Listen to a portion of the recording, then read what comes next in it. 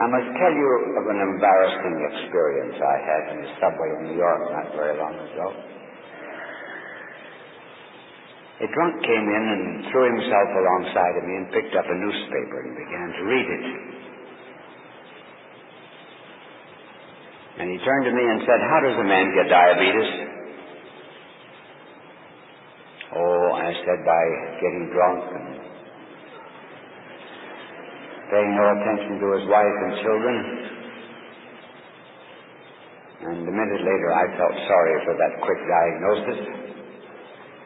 So I turned to him and I said, "I'm sorry, but why did you want to know how a man got diabetes?" "Oh," he said, "I was just reading the Pope had diabetes."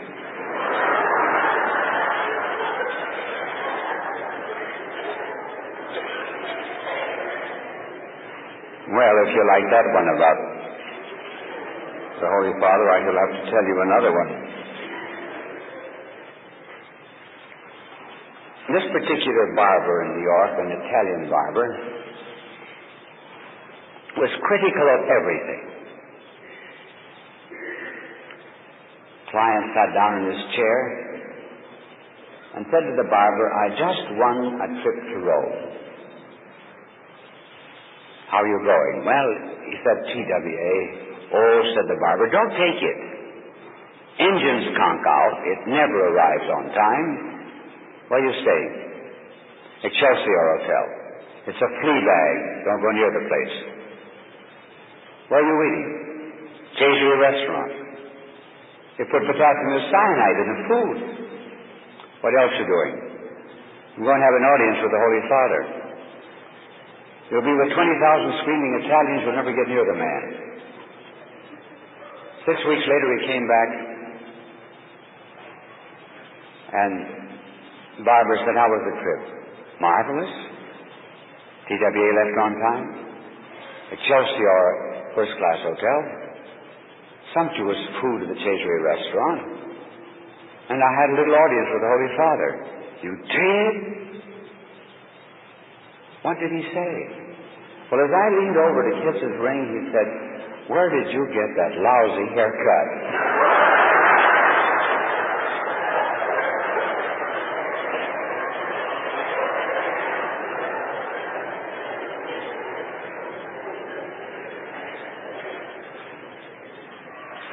Well, I can't stop now, can I?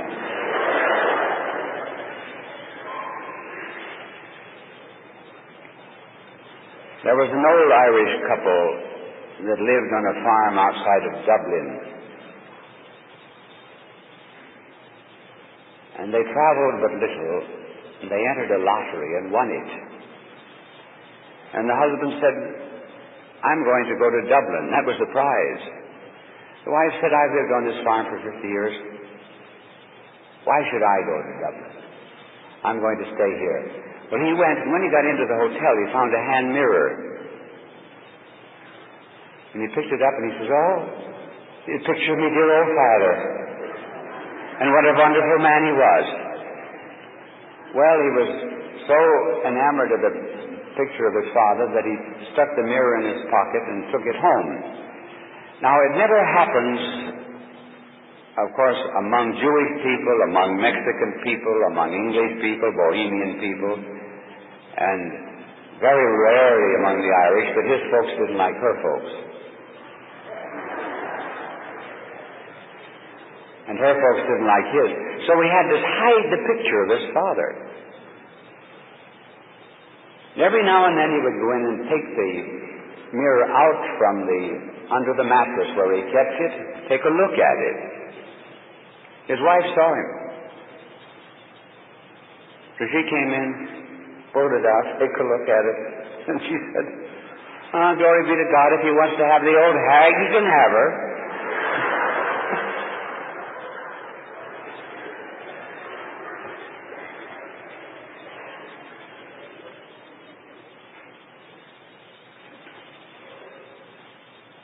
In this conference, I'm going to tell you about the way the world is going and what we may expect and what we should do.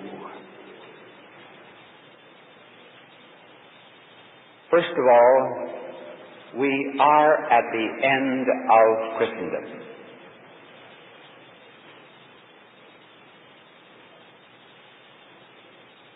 Now, not Christianity, not the church. Remember what I am saying. We're at the end of Christendom. What is Christendom? Christendom is economic, political, social life as inspired by Christian principles. That is finished.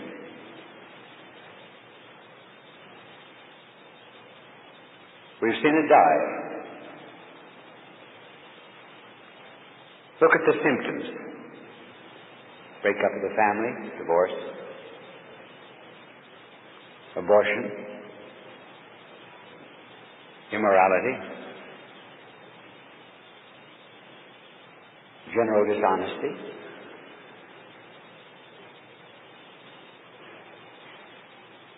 About 50 years ago, in one of the big Protestant churches of New York, a Mrs. Vanderbilt came into this church after her divorce, and all of the Protestant people turned their backs on her.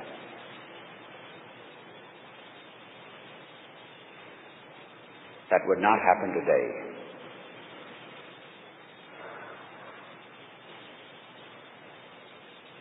The greatest historian of our times, and he has written 10 volumes on the study of history,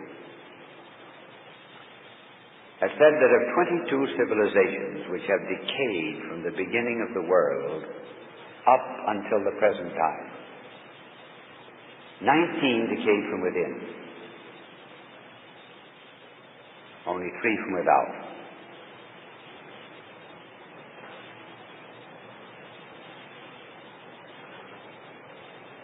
Lincoln said, "I have no fear that America will ever be destroyed from without, but I fear that it may be destroyed from within."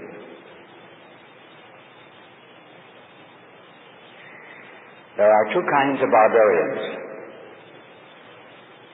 the active barbarians from without and the passive barbarians from within.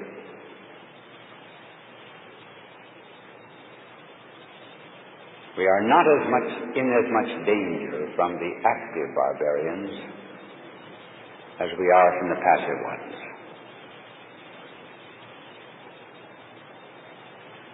Anyone who's been in this country and left it for 5 years and then comes back is shocked at what he sees.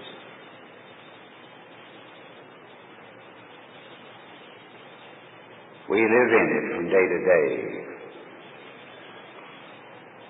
And we do not see the decline. We take it for granted. We get used to things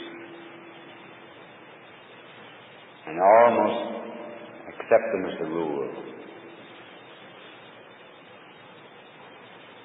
I could go on to labor this point, but I think that you have sufficient experience to realize that the air that we breathe, the press that we read, the television that we see, is in no instance inspired by Christian principles. As a matter of fact, there is on the part of many of us a tendency to go down to meet the world, not to lift the world up. We are afraid of being unpopular. So we go with the mob. So this is my first point. We are at the end of Christendom. Not of Christianity, not of the church.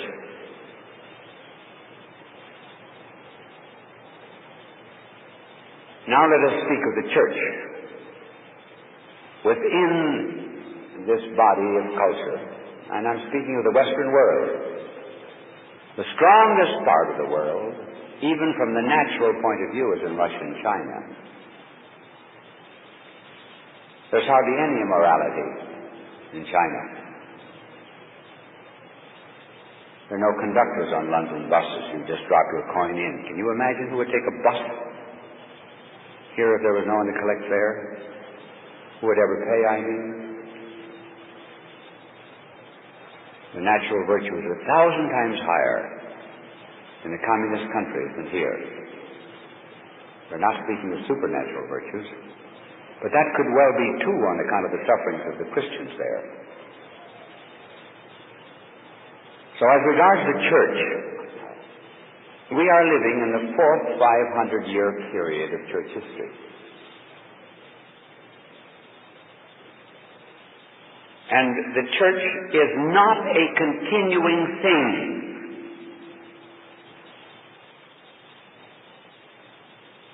It dies and lives again.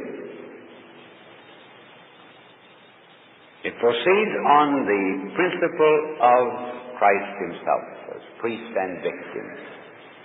We go along for a while, we die. Like the serpent, we shed our skin. Like nature itself, we shed our leaves. And there comes a defeat, seeming decay, we're put in the grave, and then we rise again.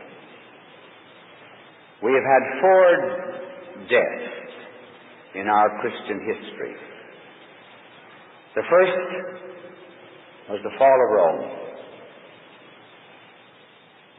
In the first 500-year period, although Rome actually fell at the beginning of the 5th century. Rome had become Christian. There had been martyrs for 2 centuries or more. And then suddenly, after Rome becomes Christian, lo and behold, the active barbarians from without come in and destroy Rome. And Rome fell as nothing has fallen since Satan fell from heaven. Poor St. Jerome was in the cave of Bethlehem doing the scriptures. He said the whole world is turned upside down. And St. Augustine, this great bishop of northern Africa, would go about preaching on the fall of Rome, and he talked about it so much that his people used to say, "See, Caccia de Rome, oh, we don't even shut up about Rome." He spent 18 years writing The City of God. You can find that in English translation, in St. Augustine's commentary on the fall of Rome, and blaming it on to Christians. But the church died then, and then what happened? Then it came new birth, then it became missionary, then Augustine went to England, Patrick to Ireland, and Cyril and Methodius to Eastern Europe. Then began the rebirth of the church. Then around the year 1000 we had another decay. There was the Muslim invasions. The Muslims swept within 120 miles of Paris, the great Battle of Poitiers, and then they came around, formed a crescent, came up at the gates of Vienna. And then we had the schism. Schism in Constantinople, of Photius and Michael Cerularius, which the church was split. It seemed to be the end of everything. And then we came to life again. Then came the third period, when the church became rotten. When nuns began defecting as they are today, priests began defecting as they are today. The pontiffs were not good. Pope Leo X was away from Rome for 2 months on a hunting trip. Church was at an end. Then the reformers came, but the reformers almost always reformed the wrong thing. They began reforming the faith. There was nothing wrong with faith. It was the morals that needed to be reformed. It's not renewal. It's really a moral reformation that is needed today, too. So that was the third death. And then we came to life again. Now we're at the fourth period. And we're rotting. We're spoiled. No great zeal, no great learning, no great fire. We're just against things so often. So the church is being declared dead. It's a favorite pastime of the press to write articles as Christianity dead. But anyone who knows history is not particularly disturbed. But the enemy in each of the 500-year periods has been separate and distinct. We had, and here I'm speaking of enemies generally within the church. In the first 500 years, the rotting process came from false doctrines, centering around the historical person of Christ. Who was it? How many intellects did he have? How many wills did he have? How many natures? How many persons? They were what were called the Christological heresies.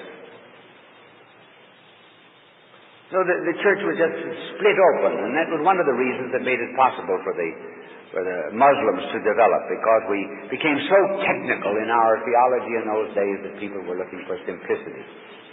And just as in New England we got Unitarians out of Calvinistic extremes in this country, so too we got Muslimism out of all of the theological refinements and distinctions of the first 5 centuries.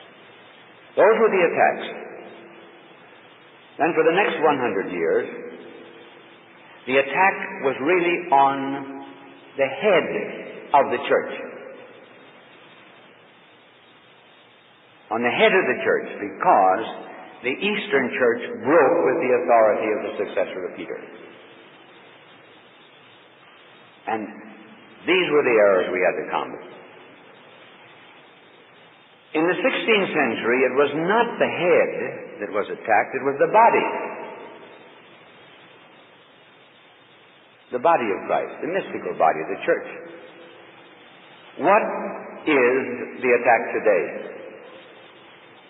It is not schisms about the historical Christ. It is not an attack on the head. It is not an attack on the body of the church. Our enemy today is the world. The spirit of the world. Today we have to conform to the world or we're branded. Our Lord said, I have taken you out of the world. We say, no, we have to win the world. And to win it, you have to be one with it. Our Lord said, I pray not for the world. He was praying for the spirit of the world. And this is the easiest kind of way to fall off the log. Is worldliness. It's so simple. And we justify it by 1,000 reasons. Namely, the Vatican Council said we had to go into the world. Indeed. But not to be worldly, which is quite a different matter. So this is our attack today. There are 3 classes of people in the world. Wise men, knaves, and fools. Wise men mean to do good and they do it. Knaves mean to do evil and do it. The fools will do right or wrong depending upon which is the more popular. And they are divided into white fools and black fools. The white fools would rather do what is right, but will do wrong if it's popular. And the black fools would rather do wrong, but they will do right if that happens to be popular. Now this is the situation we're in today, and this is one of the basic causes of our degeneration, of our death. We're dying. What about it? What's the answer? The answer is these are great and wonderful days in which to be alive. I thank God that I'm young. Don't laugh now. I thank God that I'm young in order that I can live in these days. Because these are days of testing. 20 years ago, 30, 40 years ago, it was easy to be Christian. The atmosphere was Christian. Morals were Christian. There was no great problem in adapting ourselves to a Christian society. But now, when everything is turned around, these are days in which the masks have got to come off. And we reveal ourselves just as we really are. Then we could float with the current. Today the current's against us. And today the mood of the world is go with the world, go with the Spirit. Listen, dead bodies float downstream. Only live bodies resist the current. And so the good Lord is testing us. That's why these are great days. He tested the Russian Christians with communism. He tested the German Christians with Nazism. And how many fell? And he's testing the Western Christians with worldliness. And how many of us are falling? Read the story of the Israelites in the desert. God said, I tested you for 40 years.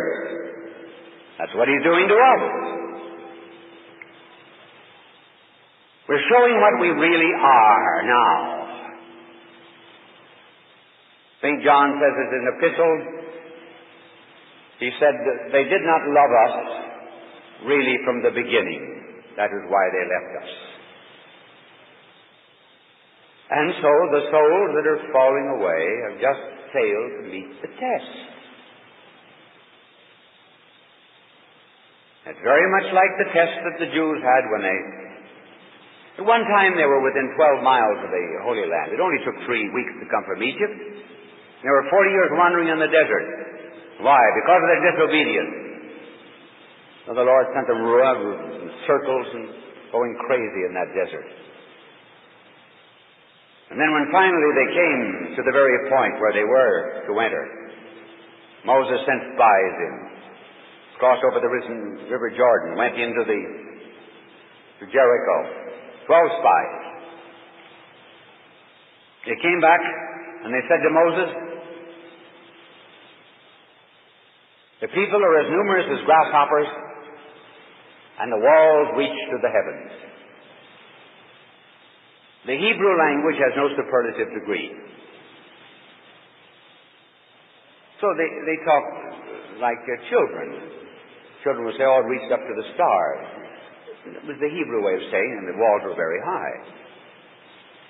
And for a multitude of men, well, they were like grasshoppers because they were common. So when the 12 came back,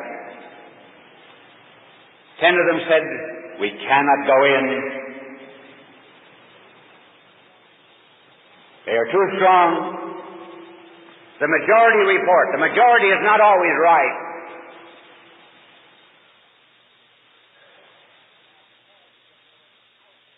A bad majority could vote us out of the democracy.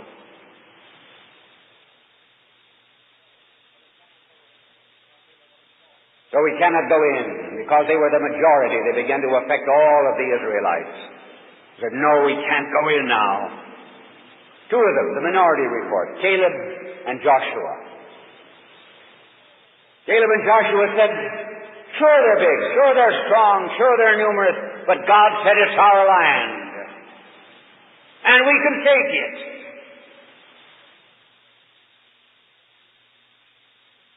And they were the only 2 that went in to the promised land. There was one whole generation of Jews that perished in that desert. And of the 12, only these 2, Caleb and Joshua, entered the promised land. The minority report. And that's what we're going to have in the church, is a minority report. The minority report of sisters, the minority report of priests, the minority report of laity. Not the minority that's aggressive and troublemaking, but the minority that's like Caleb and Joshua, that trust in God. So we're tested just as the Jews were tested. And God is doing with us perhaps today what he did with Gideon. Remember, Gideon had to go out to meet the army of the Midianites. They had an army of 65,000. And God said to Gideon, your army is too great. Gideon had 30,000 soldiers to meet an army of 65,000. And God said, your army is too great.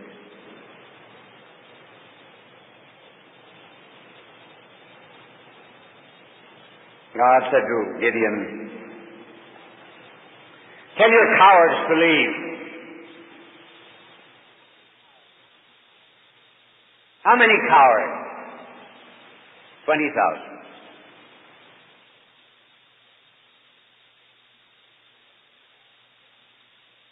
Gideon had 10,000 left. God said, your army is too great. Send them to the river and watch them drink. Some of them threw themselves prone on their stomachs and drank leisurely and comfortably and sufficiently. And others ran along the river bank and lapped up the water with their hands in the fashion of dogs and drank. And God said, that's your army, 300, but I'll be with you. And of course Gideon won.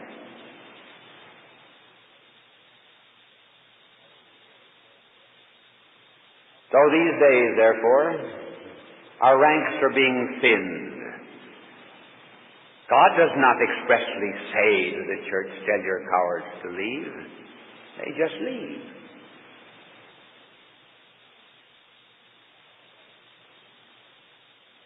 God doesn't make some kind of a papal decision to say that, well, the majority opinion is wrong. Those that get the ear of the press. No, but he allows things to work out this particular way. And then will come, not in our time, but not far after our time, and perhaps in the time of some. Then will come the battles and the testing. Our Lord said Satan would sift you as wheat. And we're being sifted as wheat. So we can all thank God that we live in these days. Really, it's beautiful.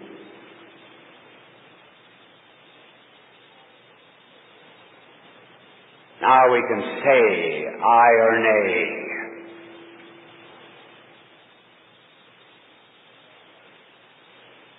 And we can bear up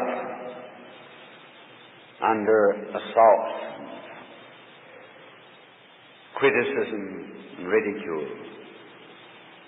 Because this is the lot of the Christian in the days of the spirit of the world. The great poet T.S. Eliot wrote a poem about anti-hero. It's Why Should Men Love the Church? In which he very subtly suggests maybe hard times are coming for the creative minority, and why we should love the church in these days. It is hard for those who have never known persecution and who have never known a Christian to believe these tales of Christian persecution. And that is true.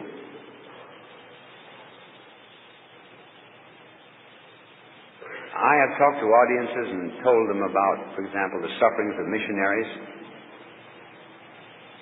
and the sufferings of some Russian people that I know that suffered for their faith, and they would not believe. And Eliot goes on to say, it's hard for those who live near a bank to doubt the security of money. It is hard for those who live near a police station to believe in the triumph of violence. Do you think that faith has conquered the world? And that the lions no longer need keepers?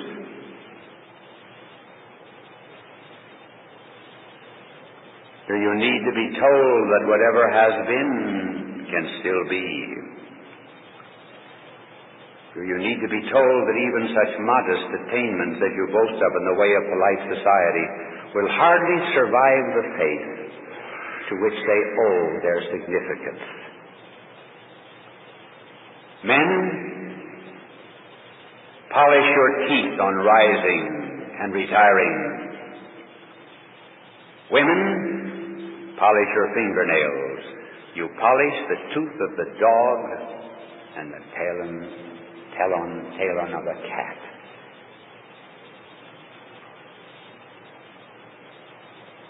In other words, there's going to be opposition. Why should men love the church? Why should they love her laws?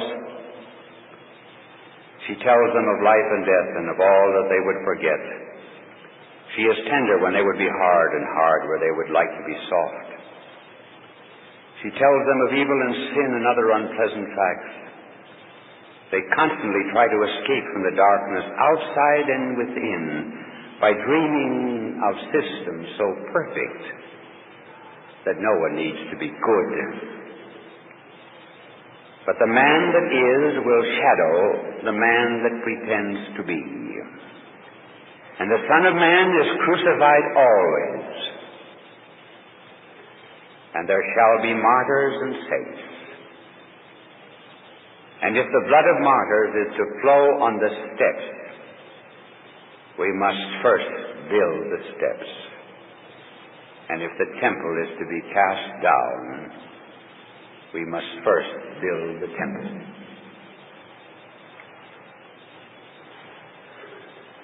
It is not a gloomy picture, it is a picture of the church. In the midst of increasing opposition from the world. And therefore, live your lives in the full consciousness of this hour of testing.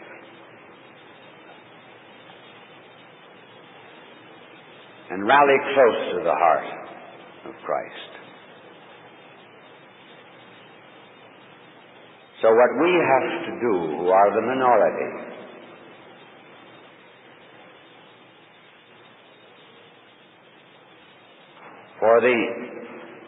there will always be those, for example, who will not even want to hear lest they be called upon to change.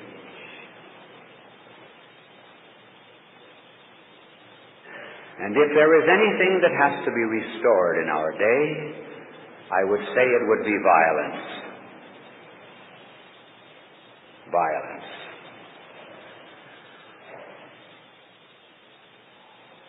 The kingdom of heaven is won by violence. And only the violent shall conquer it. Just as we begin to drop something in the church, the world begins to pick it up. As we drop celibacy, some of the Protestant religions are today asking for celibate men to go on the missions. As we drop our beads, hippies put them up and hang them around their necks. As the nun drops the long habits, the girls put on maxi coats. As we drop mysticism, the young people go in for pharmaceuticals and drugs. Everything that we're dropping, they are picking up. And we drop violence, discipline, commitment to the cross. And the world picks it up. And that's why it's unsafe in the streets.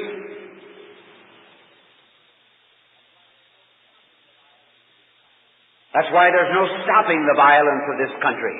We just have to buy more locks, hire more police guards, build more hospitals for the addicts. Why? Because there's no moral reason on the inside why they should stop. Dostoevsky said there were two ages to man. The ascent of man to the death of God, and from the death of God to the annihilation of man. God has denied everything as allowable. So when we drop discipline, mortification in our own lives, the world begins to pick it up. And this is the price we're paying for dropping it. Our blessed Lord said, I have come to bring the sword, not peace. We're always talking about peace, peace, peace. Yes, because of that war, but we're not making war in ourselves. And there's not going to be any peace in the world until we make war. Our Lord said, I came not to bring peace, but the sword. He never used the word peace until after Easter. That's one of the reasons I always find it hard to join in a prayer for peace. It's just simply a kind of a prayer which we forget. That's all we have to do is say, Dear Lord, listen to us. We don't want to be troubled. We got some boys being killed. But we'll just go on the way we are. That's not peace. The Lord brought a sword. It's not the sword that thrusts outward against the enemy. It's the sword that thrusts against ourselves, cutting out the 7 pallbearers of the soul: pride and covetousness, lust and anger, envy, gluttony, and sloth. And we've given up the sword. Someone else has taken it up. And we have to restore it. Then we'll get peace. And peace is never corporate, it's never social until it's first individual. Social peace, world peace, is the extension of individual peace in our hearts. When we're right with God, then we'll be right with our fellow men. When we're not right with God, then we'll be wrong with everyone else. That's the reason, explanation that St. James gives of wars. And that is why this holy hour, this reason, this retreat has been based around the holy hour. A little violence to ourselves. And I hope that all of you will take it seriously. Every single day. One continuous hour before our Lord in the Blessed Sacrament. Not only for our own souls, but for the world. And to strengthen our minority. As others are leaving, we'll be stronger. The Lord is keeping reserves. He's training us. We'll make the entry. We'll prepare for a new church. And He's with us. We just simply cannot lose. Only we've already won, as a matter of fact. Only the news has not yet leaked out. And so it's violence that has to be restored. And the great enemy that we hear is the enemy that said to our Lord on the cross, come down and we'll believe. We'll believe. We'll believe anything you say if you don't mention the cross. Would they believe what our Lord said about the Trinity? Yes. About the Eucharist? Yes. About naming Peter? Yes. We'll believe anything they said. Anything. But just come down from that cross. That's all we ask. That's what we hear today. On retreat, tell us about liturgy. Tell us about the social order. Tell us about injustices. Talk politics. Anything. We'll believe anything you say. Only don't talk the cross. Stop it! Come down, we'll believe. But He did not come down. Why? Because it's human to come down. Because if He came down, He never would have saved us. It's divine to hang there.